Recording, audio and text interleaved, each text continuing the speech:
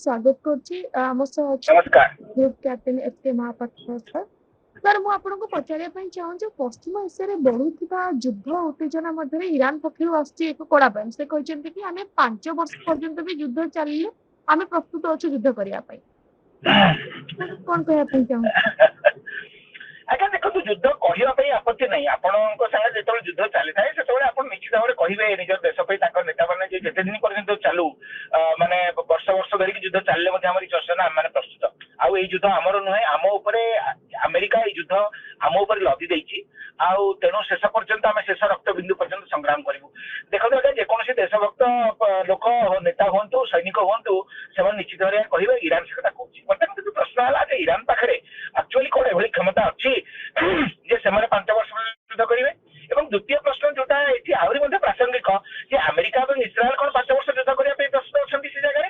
କାରଣ ଯୁଦ୍ଧ ଯେତେ ଲମ୍ବା ହବ ସେତେବେଳେ ଉଭୟ ଆପଣ ଆକ୍ରମଣକାରୀ ହୁଅନ୍ତୁ କିମ୍ବା ଆପଣ ଆକ୍ରମିତ ହୁଅନ୍ତୁ ଉଭୟ କ୍ଷେତ୍ରରେ ଆପଣଙ୍କର ପ୍ରଚୁର ପରିମାଣର ରିସୋର୍ସେସ୍ ଏବଂ ଅର୍ଥ ଏବଂ ଏଥିରେ ଆପଣଙ୍କ ଦେଶର ପ୍ରଗତି ଦେଶର ଅର୍ଥନୀତି ଦେଶର ସାମାଜିକ ବ୍ୟବସ୍ଥା ଏ ପ୍ରତ୍ୟେକ ଜିନିଷ ବିଶୃଙ୍ଖଳିତ ପ୍ରତ୍ୟେକ ଜିନିଷ ନଷ୍ଟଭ୍ରଷ୍ଟ ହେଇଯାଏ।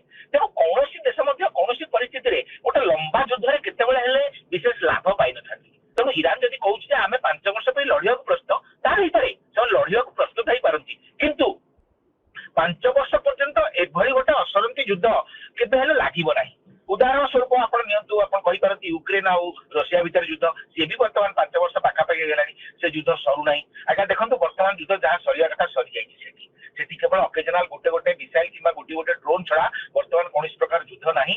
ମସ୍କୋର ଜନସାଧାରଣ ଶାନ୍ତିରେ ଅଛନ୍ତି ଏବଂ ୟୁକ୍ରେନର ଜନସାଧାରଣ କିଏଭର ସେମାନେ ମଧ୍ୟ ଶାନ୍ତିରେ ଅଛନ୍ତି।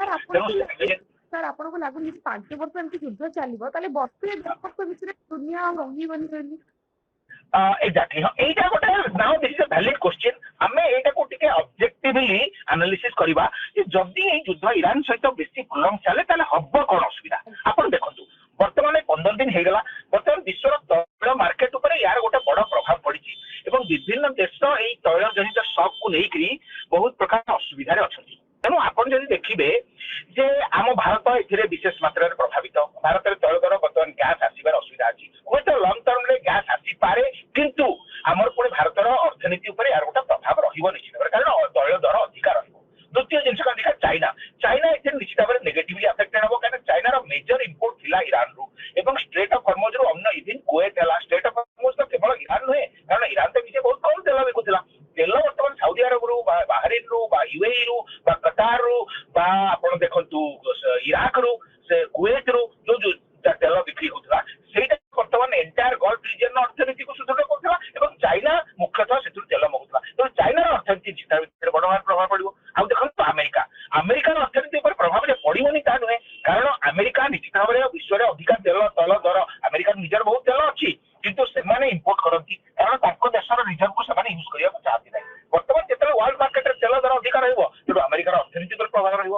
ଏବଂ ଆଉ ଗୋଟେ ଜିନିଷ ହବ, ଏଇ ଯେ ମିଡିଲ ଇଷ୍ଟରେ ଆମେରିକାର ଆର୍ମସ ବଜାର ଥିଲା, କୁଏତ କାତାର ବାହାରିନ ଏବଂ ସାଉଦି ଆରବ ତାଙ୍କଠୁ ଆର୍ମସ କିଣନ୍ତି। ବର୍ତ୍ତମାନ ଏଇ ଦେଶମାନଙ୍କର ଯେହେତୁ ଅର୍ଥନୀତି ପ୍ରଭାବିତ ହବ ଆଡଭର୍ସଲି, ତେଣୁ ସେମାନେ ଆର୍ମସ କିଣି ପାରିବେ ନାହିଁ। ତେଣୁ ଆମେରିକାର ଏହା ଉପରେ ପ୍ରଭାବ ପଡିବ ଯୋଉ ଇଣ୍ଡଷ୍ଟ୍ରି ଏବଂ ଯୋଉ ଆପଣ କହୁଛନ୍ତି ଡିଫେନ୍ସ ଇଣ୍ଡଷ୍ଟ୍ରିଆଲ ଯୋଉ କୋଲାବୋରେସନ ଆଉ ଯୋଉ କମ୍ପ୍ଲେକ୍ସ ଅଛି ତା ଉପରେ ଗୋଟେ ବଡ ଧରଣର ପ୍ରଭାବ ପଡିବ। ବିଶ୍ୱର ଷ୍ଟକ୍ ମାର୍କେଟ ଉପରେ ପ୍ରଭାବ ପଡିବ, ଗୋଲ୍ଡ ଆଉ ବୁଲିୟନ ମାର୍କେଟ ଉପରେ ପ୍ରଭାବ ପଡିବ।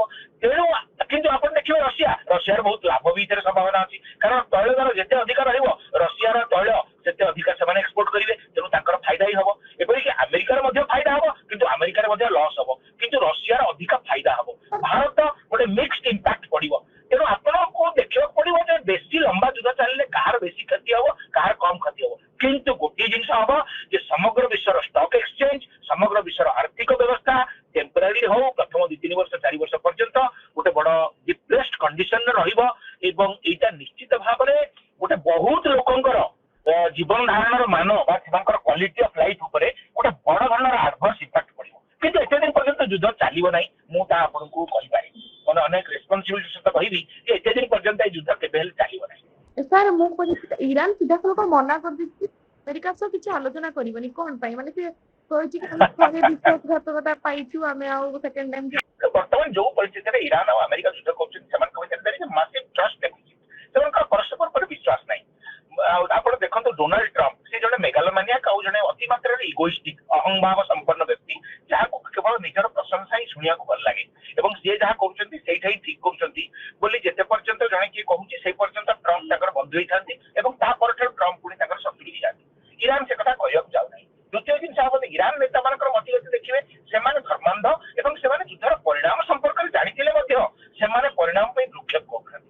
ଅର୍ଥାତ୍ ଜଣେ ଲୋକ ଯଦି ମରିବା ପାଇଁ ପ୍ରସ୍ତୁତ ଅଛି ସେ ଯଦି ବର୍ତ୍ତମାନର ଲାଇଫରେ ଯଦି ସନ୍ତୁଷ୍ଟ ନୁହେଁ ଏବଂ ସିଏ ଯଦି ଭାବେ ଯେ ମୁଁ ମରିଗଲା ପରେ ଶାହାଦତ ଦେବି ଏବଂ ଯୋଉ ସ୍ୱର୍ଗକୁ ଯିବି ବା ଆମେ ଯୋଉ ଟିପିକାଲ ଯୋଉ ଫିଲୋସଫିକାଲ ଆଙ୍ଗେଲ କଥା ଏଠି କହୁଛେ ଯେ ସେମାନଙ୍କର ମୃତ୍ୟୁ ପାଇଁ ଭ୍ରୂକ୍ଷେପ ନାହିଁ, ସେମାନଙ୍କର ନଷ୍ଟ ହେଇଯିବା ପାଇଁ ଭ୍ରୂକ୍ଷେପ ନାହିଁ। ତାକୁ ଯଦି କୁହାଯାଉଛି ତମର ଫ୍ୟାମିଲି ମେମ୍ବର୍ସ ମରିଯିବେ ସୋ ହ୍ୱାଟ, ତମର ସମସ୍ତ ଦେଶ ବର୍ବାଦ ହେଇଯିବ ସୋ ହ୍ୱାଟ, ତମର ତମେ ନିଜେ ମରିଯିବ ସୋ ହ୍ୱାଟ। ତେଣୁ ସେମାନେ ଗୋଟେ ନିଜକୁ ବିଧ୍ୱଂସ କରିବା ସ୍ଥିତିରେ ଅଛନ୍ତି ଏବଂ ନିଜେ ମରିଗଲେ ମଧ୍ୟ ତାଙ୍କର କିଛି ଦୁଃଖ ନାହିଁ ବୋଲି ସେମାନେ ବର୍ତ୍ତମାନ ଡିଣ୍ଡିମ ପିଟୁଛନ୍ତି। ଆଉ ଦ୍ୱିତୀୟ ଜିନିଷ ଆମେରିକା ଅତି ମାତ୍ରାରେ ଇଗୋ ଏବଂ ଅତ୍ୟଧିକ ସେମାନଙ୍କର ଅହଂଭାବ ରହିଛି ଏବଂ ସେମାନେ ତାଙ୍କର କୌଣସି ପ୍ରକାର ଫେଲିଓର କିମ୍ବା ପରାଜୟକୁ କେବେ ହେଲେ ଆକ୍ସେପ୍ଟ କରିପାରୁନାହାନ୍ତି। ତେଣୁ ରେଜଲ୍ଟ ଏହା ହବ ଯେ ଉଭୟ ପକ୍ଷଙ୍କର ବହୁତ କ୍ଷତି ହବ। ଆପଣ ଦେଖିଥିବେ ପୁରାଣରେ 1000 ବର୍ଷ ଧରିକିରି ହାତୀ ଆଉ ଆମର ଯୋଉ ମକର ମାନେ ଯୋଉ କୁମ୍ଭୀର ସେମାନଙ୍କର ଯୁଦ୍ଧ ହେଲା। ସେମାନେ ଆକ୍ଚୁଆଲି ଦି ଜଣ ପୁରାଣର ଦିଟା ଚରିତ୍ର ଏବଂ ଇଭେଣ୍ଟୁଆଲି ଯୋଉ ଗଜ ଡାକିଲା ଭଗବାନଙ୍କୁ ଏବଂ ଭଗବାନ ଆସିକିରି ଏଇ ଯୋଉ ୟାର ବେକକୁ ଛେଦନ କଲେ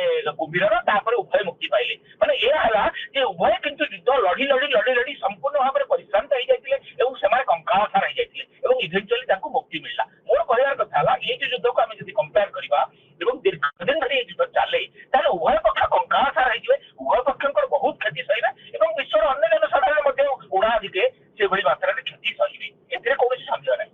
ହର୍ମୁଜ ପ୍ରଣାଳୀ ଓ ତେଲ ଯୋଗାଣ ନେଇ ଭାରତ ପାଇଁ କେତେଟା ଚିନ୍ତାର ବିଷୟ ଏବେ ବର୍ତ୍ତମାନ ସ୍ଥିତିରେ?